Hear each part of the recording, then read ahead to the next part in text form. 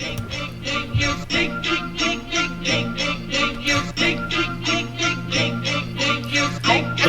here we go. A bit nervous to start, but just wanted to say, oh my god, this is loud.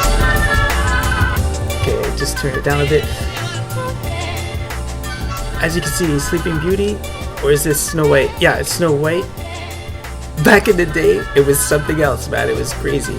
But one of the things that I need to address is that boy, oh boy, is this stuff dated. Mirror, mirror on the wall, who is fairest of them all? This is the new image that's coming out, and boy, that's her right there, Snow White. Does she look the same? Absolutely not. She's meant to kick sphincter muscle, and she runs, she jumps, she swims. It's like an action figure now, man. We can't have dolls for this person. She has the armor, she has the guts, and check out that look. She's got the look.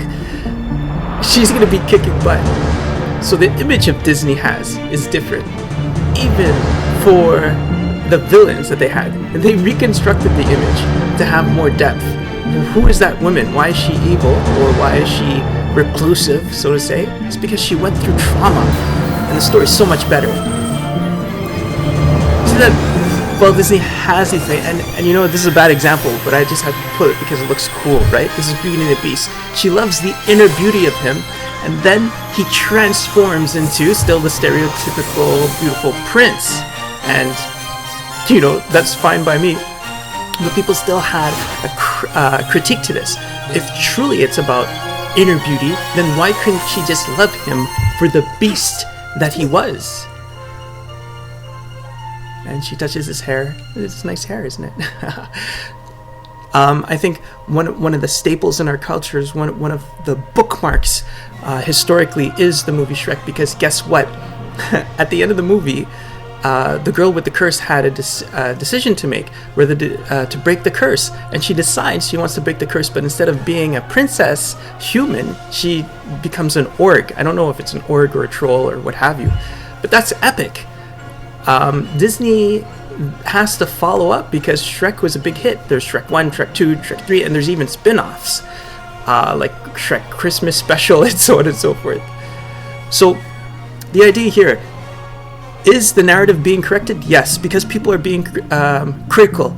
People who watch this and protest. Disney wants to make Disney wants to make money, lots of money. So what do? They even buy other corporations. Like they bought out Marvel, which is epic, and people don't see Marvel as Disney when a Marvel movie comes out. They see it as a comic book industry, but it's Disney. They just recreate themselves to whoever they want because they want the money.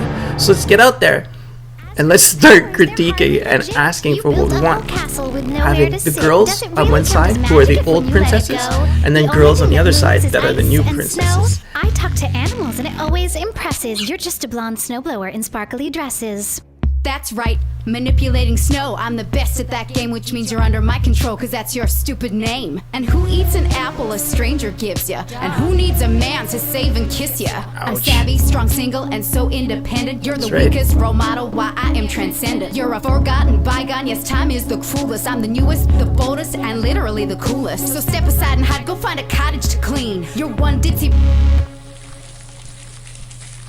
Yeah, so there's some skipping in the video because I didn't, they used bad gestures and bad words and stuff like that. So here we go. It's back into the critique. Whoa, that rap just took me out. Wizard of Oz. And the reason why I'm putting this is because we're not coming into the myth blank slate. We're constructing the reality together. So I'm coming with an idea as well. I'm not just receiving the idea. And that's one of the things that I had to put out there. When I look at the Scarecrow, I see, a representation of the farmers who are seen as idiots and did not have a brain. When I look at the Tin Man, I remember the workers and the coalmen and the fields and the lumberjacks working really hard. But they seemed heartless because all they did was the work. And then you see the politicians that have no bite and they lost their courage to fight for the right of the people. And this was the lion. And they were all working towards this, going to the new metropolis, right? Leave the coal mines, leave the mayor job, leave all these things, and come on this road made out of gold, a yellow brick road, and you'll have success in the metropolis. And in the end, you see, you didn't even have the metropolis at the end. The wizard tells them, hey, you had that knowledge with you all the time. You'll be successful even without the Wizard of Oz. And then enter Jack and the Beanstalk. And remember, I'm just telling you that, I have my own ideas when I'm coming into these things, and people have their own ideas what they're coming into. And whatever the author has in mind to give to the people as a message, it's still, you're dealing with a constructivist model in the sense that you have to deal with the values and how do you say, the ideas, the schemata that the person already has.